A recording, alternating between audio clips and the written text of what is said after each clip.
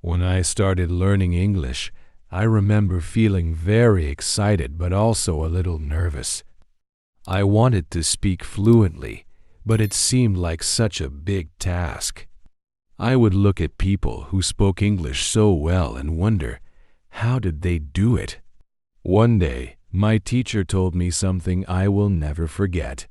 She said, "Fluency is not magic, it's practice." At first, I didn't fully understand what she meant. Practice? How could practice make me speak a whole new language?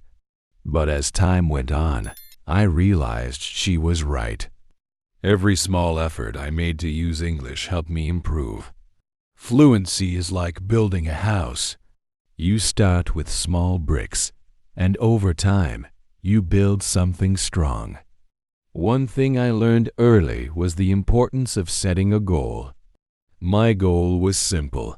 I wanted to speak English so I could travel to new places and talk to people from different countries. This goal motivated me every day. Whenever I felt tired or discouraged, I would remind myself of why I started. Having a goal gives you energy. It helps you stay focused, even when learning feels difficult. Every day, I tried to practice a little. Sometimes I would read a short story or watch a simple video in English.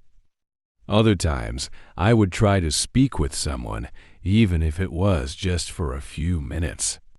I remember feeling very shy the first time I spoke English with a stranger.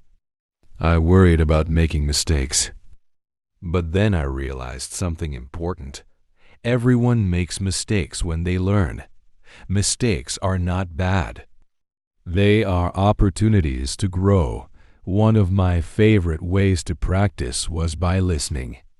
Listening helped me hear how words are used and how sentences are formed. I started by listening to stories that were easy to understand. The more I listened, the more I learned. It was like learning a new song. At first, you don't know the words, but if you listen many times, you start to sing along. I also learned that practice needs to be regular. It's like watering a plant. If you water it a little every day, it grows. But if you forget to water it, the plant won't grow well. I made a habit of practicing English every morning. Even if it was just 10 minutes, I knew it was helping me get better. One day, I decided to try something new. I started writing short sentences in English about my day. At first, it was difficult. I didn't know many words, so I kept it very simple. For example, I would write, "Today, I went to the market. I bought apples and bread." Slowly, my sentences became longer.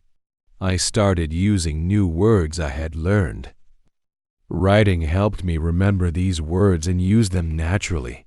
Another thing that helped me was speaking to myself. I know it might sound funny, but it works. When I was alone, I would practice saying sentences in English. For example, if I was cooking, I would say, "I am cooking rice." The rice is in the pot. This made me more comfortable using English in everyday situations. I also learned to be patient with myself. Fluency doesn't happen in one day, 1 week, or even 1 month. It takes time. Sometimes I would feel frustrated because I wasn't improving as fast as I wanted. But then I remembered my teacher's words, "Fluency is practice." As long as I kept trying, I knew I was moving forward. I remember meeting a student who felt very nervous about learning English. She told me, "I can't do it. It's too hard." I shared my story with her and said, "Start small. Even 1 sentence a day is progress." She smiled and decided to try. A few weeks later, she came back to me and said, "Now I can say 5 sentences without stopping."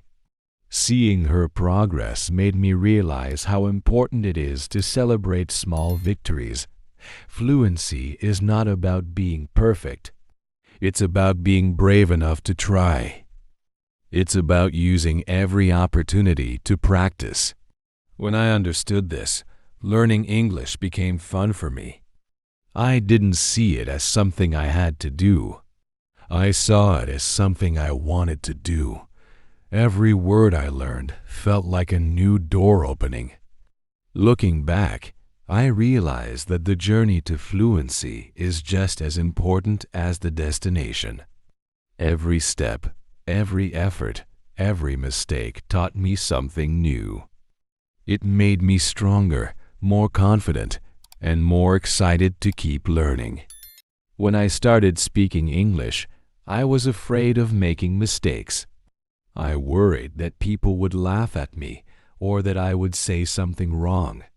This fear made it hard for me to try. I would stay quiet even when I wanted to speak.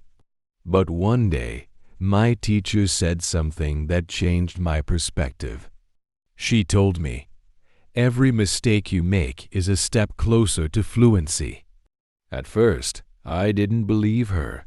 How could mistakes help me learn? But over time, I realized she was right. Every time I made a mistake, I learned something new. If I used the wrong word, someone would correct me, and I would remember the right one. If I said a sentence incorrectly, I could practice saying it the right way. Mistakes are not failures. They are lessons. One day, a student in my class shared her story. She was very shy and never spoke in English. She said, "I am afraid people will laugh at me." Our teacher smiled and said, "Even if someone laughs, you will still learn. And the more you speak, the less afraid you will feel." This student decided to try. She made mistakes, but she didn't stop. Day by day, she grew more confident. Seeing her progress inspired me. I also remember a time when I was learning new words. I often forgot them when I needed to use them. This frustrated me, but instead of giving up, I tried a new approach.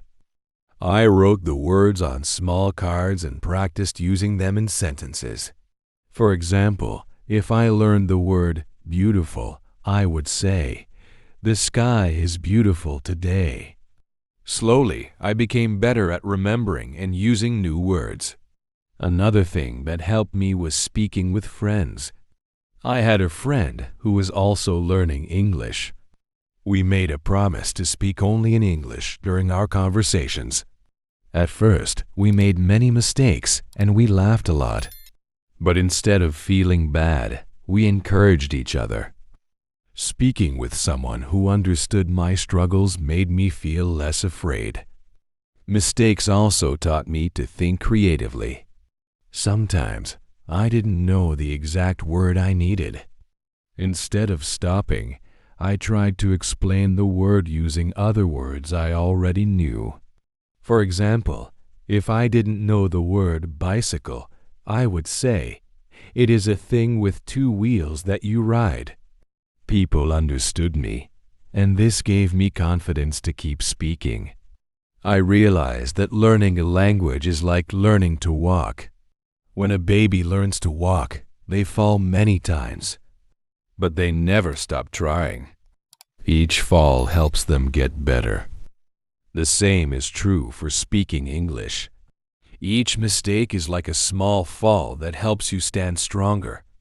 If you're enjoying this story and want to hear more, don't forget to subscribe to our channel. It's a great way to stay motivated and continue your journey to fluency. I remember one specific mistake I made that taught me a lot. I was talking to someone and wanted to say, "I am excited," but instead I said, "I am exited." The person smiled and corrected me. I laughed, but I also learned the difference between the two words. That small mistake helped me avoid the same error in the future. Another thing I learned was to not compare myself to others. Some people in my class spoke English better than me, and this made me feel discouraged. But my teacher told me, everyone learns at their own pace. Focus on your progress, not on others. This advice helped me feel more confident and less worried about my mistakes. Overcoming the fear of mistakes was not easy, but it was worth it. Each time I spoke, I felt a little braver. Each time I tried, I grew a little more. Mistakes became my teachers, and practice became my best friend. When I was learning English, I often felt that speaking was the most important skill. I thought, if I can speak, then I am fluent. But my teacher once told me, fluency is not just about speaking. It begins with listening. At first, I didn't understand what she meant. How could listening help me speak better?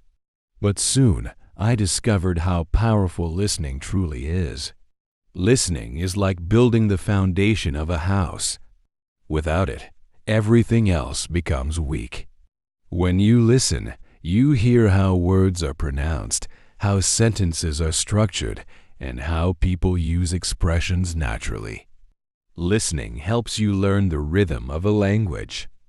It's like hearing a song. You may not understand the words at first, but with time, the melody becomes familiar.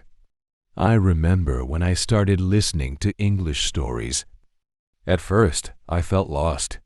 The words were too fast, and I couldn't understand much, but I didn't give up. I chose simple stories and listened to them many times. Each time, I understood a little more. Slowly, the sentences became clearer, and I started to recognize words I had learned in class. One of my favorite ways to practice listening was through songs. I loved listening to English music, especially songs with simple lyrics. I would play the same song over and over again, trying to catch the words. Sometimes I would sing along, even if I wasn't sure of all the words. It didn't matter if I made mistakes. What mattered was that I was practicing. Listening also taught me to be patient. I remember a time when I tried to watch a movie in English without subtitles. I could only understand a few sentences, and it was frustrating. But instead of feeling discouraged, I decided to watch the same movie again, this time with subtitles. I listened carefully and read the subtitles to match the sounds with the words. The next time I watched it without subtitles, I understood much more. One day, I decided to try listening to conversations. I would sit in a cafe and listen to people speaking English. Of course, I couldn't understand everything, but I picked up phrases and expressions. For example, I learned how people greet each other and say goodbye in casual conversations. These small observations help me feel more connected to the language. Listening also helps with pronunciation. When I first learned English, I struggled with certain sounds. For example, the TH sound in words like think or thank you was very difficult for me. But by listening carefully to how native speakers pronounce these words, I started to understand how to make the sound correctly. I practiced by repeating what I heard, and over time, my pronunciation improved. If you're finding this helpful, take a moment to subscribe to our channel for more stories like this. Every step you take brings you closer to fluency. One of the most important things I learned about listening was to enjoy it. I didn't see it as homework or a task I had to do. Instead, I saw it as a way to explore a new world. Whether I was listening to a story, a song, or a conversation, I felt like I was learning something exciting. Listening also taught me new words. When I heard a word I didn't know, I wrote it down and looked it up later. For example, I once heard the phrase, "take your time." I didn't know what it meant, so I asked my teacher. She explained that it means to not rush. After that, I started using the phrase in my own sentences. There was one time when I heard a story about a boy who wanted to fly. The storyteller used simple language, and I could follow along. I closed my eyes and imagined the story as I listened. By the end of the story, I not only understood the plot but also learned new words and how to use them. That experience showed me how listening can improve both understanding and imagination. Listening is also a way to connect with people. When you listen carefully, you show that you care about what someone is saying. This makes conversations more meaningful. I remember talking to a friend who was a native English speaker. She said, "You're a good listener." That made me feel proud because it showed that I was improving. Through listening, I learned that understanding English is not about knowing every word. Sometimes it's about catching the main idea. For example, if someone said, "I went to the market to buy vegetables and fruits," I didn't need to know every single word. I could guess the meaning from the words I already knew. This gave me confidence, even when I didn't understand everything. Looking back, I realized that listening was one of the most important parts of my journey to fluency. It taught me to be patient, curious, and open to learning. Every word I heard was like a small piece of a puzzle, and over time, those pieces came together to form a complete picture. When I first started learning English, I thought I could only practice in class. I believed I needed a teacher or a book to help me improve. But as I continued my journey, I realized that opportunities to practice were everywhere. The more I looked, the more I found ways to use English in my daily life. It wasn't always easy, but it was always worth it. One of the first times I practiced outside of class was at a market. I wanted to buy some apples, but I wasn't sure how to ask for them in English. I hesitated for a moment and almost gave up.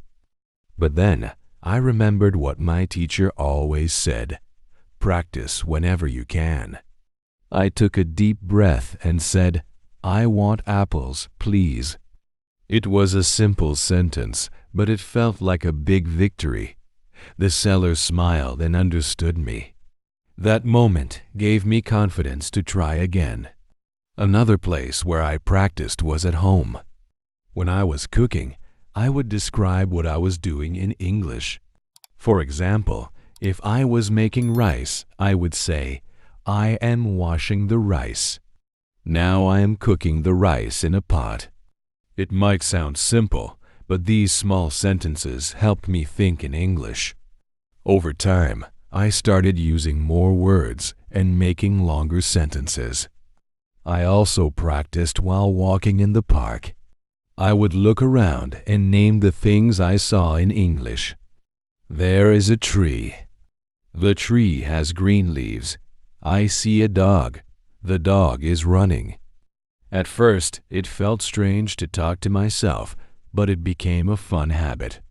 It made me feel more comfortable using English in everyday situations. One of my favorite ways to practice was by pretending to be in a conversation. I would imagine that I was talking to someone about my day. For example, I would say, "Today I went to the store. I bought bread and milk." The store was very busy. Even though I was practicing alone, it helped me feel more confident when I had real conversations later. If you're enjoying these tips, don't forget to subscribe to our channel. We're here to help you make English a part of your daily life. Another situation where I practiced was at the library. I loved reading simple books in English. Whenever I found a new word, I wrote it down and looked it up. Then, I tried to use that word in a sentence. For example, when I learned the word book, I said, "I am reading a book. The book is very interesting." This helped me remember the word and use it naturally. I also practiced with my friends. We made a rule to speak only in English during lunch. At first, it was hard, and we laughed a lot because we made so many mistakes, but we didn't give up. We helped each other find the right words and corrected each other's sentences. Those lunch conversations became one of the best parts of my day. One day, I decided to practice at a cafe. I ordered my drink in English and even asked the barista, "How is your day?" She smiled and replied, "My day is good, thank you." That small conversation made me feel so happy. It reminded me that practicing English doesn't have to be complicated. Even short interactions can help you improve. Another way I practiced was by singing songs. I loved listening to English music, and I would try to sing along. At first, I didn't know all the words, but I focused on the ones I understood. For example, if the song said, "I love you," I would repeat that part over and over. Singing helped me improve my pronunciation and made learning fun. Sometimes I practiced by asking questions. If I didn't know the word for something, I would ask someone, "What is this called in English?" People were always kind and happy to help.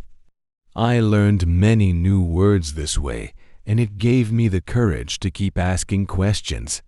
One of the most surprising places I practiced was at the supermarket. I would look at the labels on the products and read them out loud. If I saw a box of cereal, I would say, "This is cereal. I eat cereal for breakfast." Reading labels helped me learn new words and practice forming sentences. Through all these different situations, I realized that practice is not about being perfect. It's about trying. It's about using every chance you have to speak, listen, and think in English. Whether I was at home, at the park, or at a cafe, I found ways to make English a part of my life. Each small step brought me closer to fluency. When I started learning English, I used to translate everything in my head. If I wanted to say something, I thought of the sentence in my own language first and then tried to translate it into English. This made me slow and sometimes confused. I often got stuck because some words didn't have a direct translation. One day, my teacher told me, "If you want to be fluent, you need to start thinking in English." At first, I didn't know how to do this. How could I think in English when I didn't know many words? But my teacher explained, "Start with simple things. Don't try to think of complicated sentences. Begin with what you know." I decided to try her advice. The next morning, instead of saying, "I am waking up" in my own language, I said it in English in my mind. "I am waking up." Now, I am brushing my teeth. It felt strange at first, but I kept going. During breakfast, I thought, "I am eating bread and drinking coffee." These were simple sentences, but they were a start. Over time, thinking in English became easier. I started describing more things around me. For example, when I saw the sun shining, I thought, "The sun is bright today." The sky is blue. When I walked to the store, I thought, "I need to buy milk and eggs." Slowly, my thoughts in English became more natural. Thinking in English also helped me learn new words. When I didn't know how to describe something, I would look up the word and try to use it the next time. For example, one day I saw a bird, but I didn't know how to say bird in English. I searched for the word and then thought, the bird is flying. This practice helped me expand my vocabulary. If you find this story helpful, subscribe to our channel for more tips and stories to help you think in English. One of the best things about thinking in English is that it helps you stop relying on translation. When I used to translate everything, I often made mistakes because some sentences didn't work the same way in English. But when I started thinking directly in English, my sentences sounded more natural. Thinking in English also made me more confident when speaking. Before, I would pause and think of the translation, which made me feel nervous. But when I practiced thinking in English, the words came to me faster. For example, if someone asked me, "What did you do today?" I could answer, "I went to the park and read a book," without needing to translate. One way I practiced thinking in English was by imagining conversations. I would pretend I was talking to a friend and think about what I would say. For example, I imagined someone asking me, "What is your favorite food?" In my mind, I would answer, "I like pizza because it is delicious." These imaginary conversations helped me prepare for real ones. Another way I practiced was by using pictures. I would look at a picture and describe it in my mind. For example, if I saw a picture of a beach, I would think, the beach has sand and water. There are people swimming in the sea. This helped me practice forming sentences without needing to translate.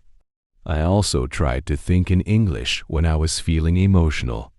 For example, if I was happy, I thought, "I am happy because the weather is nice." If I was tired, I thought, "I am tired because I worked a lot today." Expressing my feelings in English made the language feel more personal to me. One day, I noticed something amazing. While I was walking to the store, I realized I was thinking in English without even trying. It felt natural, like English had become a part of me. That moment showed me how much progress I had made. Thinking in English takes time and effort, but it's one of the most powerful ways to improve. It helps you feel closer to the language and more comfortable using it. With each thought, I felt like I was building a bridge to fluency, one word at a time. When I was learning English, I often felt nervous about speaking and listening. It felt like too much pressure to get everything right. But one day, my teacher introduced me to a new way to practice reading. She said, "Reading is your quiet teacher. It teaches you without judging you." At first, I wasn't sure how reading could help me speak better, but I decided to give it a try. I started with very simple books, the kind made for children. The sentences were short, the words were easy, and there were lots of pictures. It felt like stepping into a new world, one page at a time. The first book I read was about a boy and his dog. The sentences were like, "The boy has a dog. The dog is big. The boy and the dog run."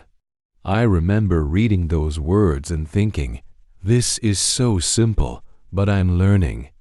The more I read, the more I started to recognize words I had learned in class.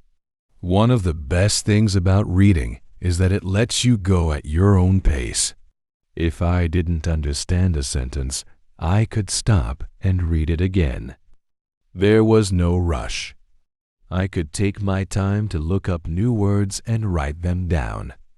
For example, in one story, I read the word forest for the first time. I didn't know what it meant, so I looked it up and learned. A forest is a place with many trees. From that day, every time I saw the word forest, I remembered its meaning. If you enjoy learning English through stories like this, don't forget to subscribe to our channel. We bring new stories to you regularly to help you improve step by step. Reading also helped me see how sentences are built. In English, the order of words is sometimes different from my native language. By reading, I could see how to use words like a, the, is, and are. For example, in one book, I read, "The cat is on the table." It showed me that in English we say on the table, not table on. Little by little, these patterns became clear to me. Another thing I loved about reading was discovering new worlds. Books can take you anywhere. I read stories about castles, jungles, oceans, and even outer space. Each story taught me new words. For example, in a story about the sea, I learned words like boat, wave, and fish. These words became part of my vocabulary, and I started using them in my sentences. One day, I decided to challenge myself. I picked up a book that was a little harder. It had longer sentences and fewer pictures. At first, it felt difficult. But I told myself, just take it one sentence at a time. I read slowly and used a dictionary to help me. By the end of the book, I felt so proud. It was like climbing a small mountain and reaching the top. Reading also gave me confidence to speak. When I saw words in books, I remembered how to use them in real life. For example, I once read a story about a farmer. In the story, the farmer said, "I grow vegetables." Later, when someone asked me what I like to eat, I said, "I like vegetables." The words from the book helped me express myself. One of my favorite ways to practice was by reading aloud. I would choose a story and read it out loud to myself. This helped me with pronunciation and made me feel more comfortable speaking English. It was like having a conversation with the book. Sometimes I even recorded myself reading and listened to it later to see where I could improve. Another thing I loved was rereading my favorite stories. Every time I read them again, I noticed new things. I saw how words connected, how the story flowed, and how the characters spoke. Rereading made the words feel familiar, like old friends. Through reading, I learned that fluency is not just about speaking. It's about understanding. When you read, you fill your mind with words, sentences, and ideas. These stay with you and help you when you need them. Every story I read felt like a piece of the puzzle coming together. Books became my safe space. They didn't judge me or make me feel embarrassed. They taught me with kindness and patience. Each page I turned brought me closer to fluency, one word at a time. When I began learning English, speaking felt like the hardest part. I was so nervous about saying the wrong thing or not knowing the right words. Every time I tried to speak, my heart would beat faster and my mind would go blank. I felt like everyone was watching me, waiting for me to make a mistake. But over time, I learned that confidence is something you can build one step at a time. The first thing that helped me was realizing that it's okay to make mistakes. My teacher used to say, "Mistakes are proof that you are learning." This simple sentence changed the way I thought about speaking. Instead of feeling scared, I started to see mistakes as opportunities to grow. If I said something wrong, it wasn't the end of the world. I could try again and do better next time. One of the first times I practiced speaking was in front of a mirror. I was too shy to talk to other people, so I started by talking to myself. I would look in the mirror and say simple sentences like, "Hello, my name is," or "Today, I feel happy because the sun is shining." It felt strange at first, but it helped me get used to hearing my own voice in English.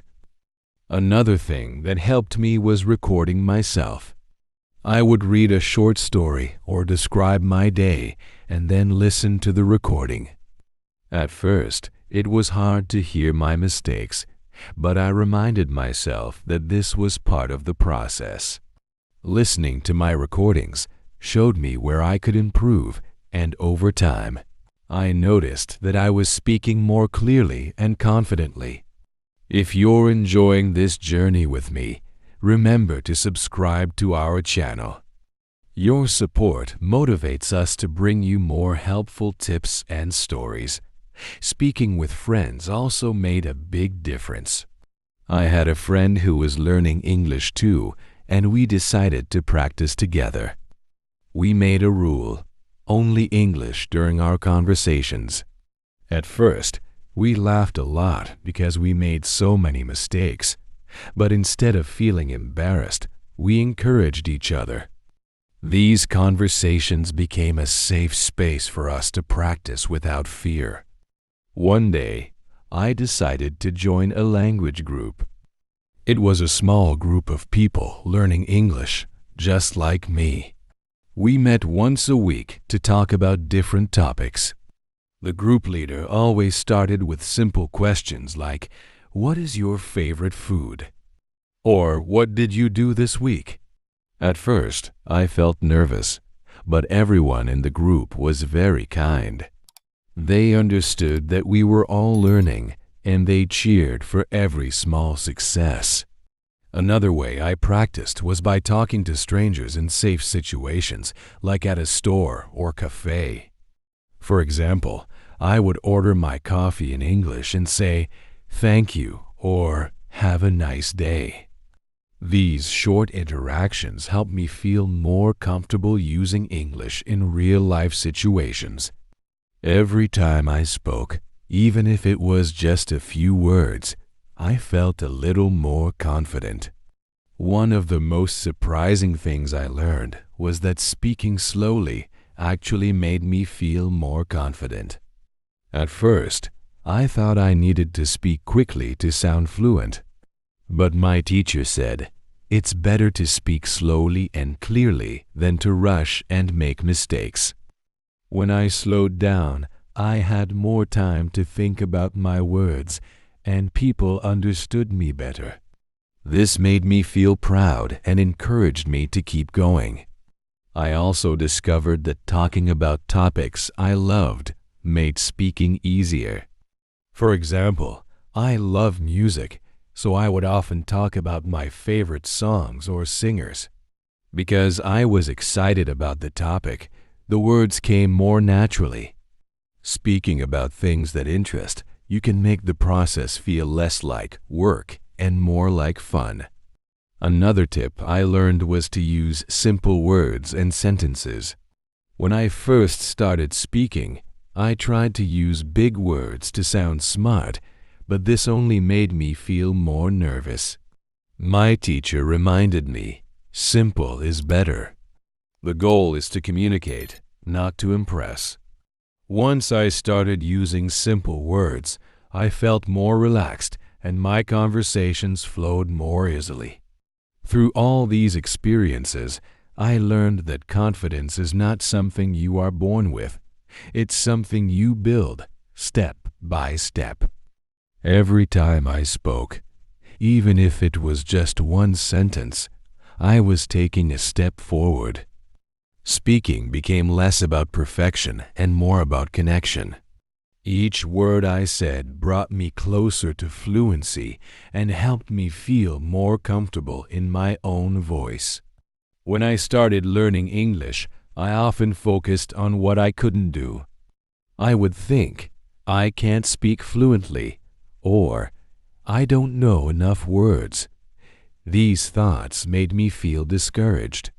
But one day, my teacher gave me some advice that changed everything.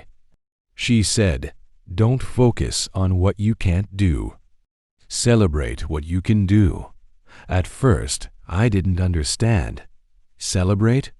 How could I celebrate when I wasn't fluent yet? But my teacher explained, every small step you take is progress. If you learn one new word today, that's a victory. If you say one sentence in English, that's an achievement. Her words made me realize that learning a language is a journey, not a race. Every small step matters. I remember the first time I celebrated a small victory. I was at a cafe, and I ordered a coffee in English without hesitating. "Can I have a coffee, please?" I asked. The barista understood me right away and handed me the coffee. I felt so proud. It was a simple sentence, but it showed me that I was improving. From that day on, I started noticing and celebrating my progress. One of my favorite memories was when I learned the word beautiful. I was walking in the park and saw some flowers. I said to myself, "These flowers are beautiful." It was a small moment, but it made me happy because I used a new word naturally. If you're enjoying this journey and want more inspiration, subscribe to our channel. Every step you take deserves to be celebrated, and we're here to celebrate with you. I also celebrated when I understood something new. For example, one day I watched a short video in English without subtitles. At first I thought, this is too hard. But as I listened carefully, I realized I could understand the main idea. When the video ended, I smiled and thought, I did it. It felt like a big accomplishment. Another small victory was when I wrote my first paragraph in English. It wasn't perfect, but I was proud of it. I wrote about my family. I have a brother. His name is Mark. He is 10 years old. He likes to play soccer. Seeing my thoughts written in English made me feel like I was becoming part of the language. Sometimes I celebrated victories with my friends. One day, my friend and I had a full conversation in English for the first time. We talked about our favorite foods and what we wanted to do on the weekend. After the conversation, we looked at each other and said, "We did it." It was a moment of joy and motivation. My teacher also taught me the importance of setting small goals. She said, instead of saying, "I want to be fluent," say, "I want to learn 5 new words this week." Setting small goals made learning English feel less overwhelming. Every time I achieved a goal, I celebrated. For example, when I learned 5 new words in a week, I treated myself to my favorite snack. These little rewards kept me motivated. Another way I celebrated was by sharing my progress with others. I would tell my family or friends about the new words I learned or the sentences I spoke. Their encouragement made me feel even prouder of my achievements. For example, one day I called my mom and told her, "Today I spoke to a stranger in English." She said, "I'm so proud of you." Hearing her words made my hard work feel even more worthwhile. One of the biggest lessons I learned was that progress doesn't have to be perfect to be celebrated. Even if I made mistakes, I reminded myself that I was trying. For example, I once said, "I go to the park," instead of "I went to the park." My friend corrected me, and I laughed. Instead of feeling embarrassed, I thought, at least I tried to use past tense. Celebrating my effort helped me stay positive and motivated.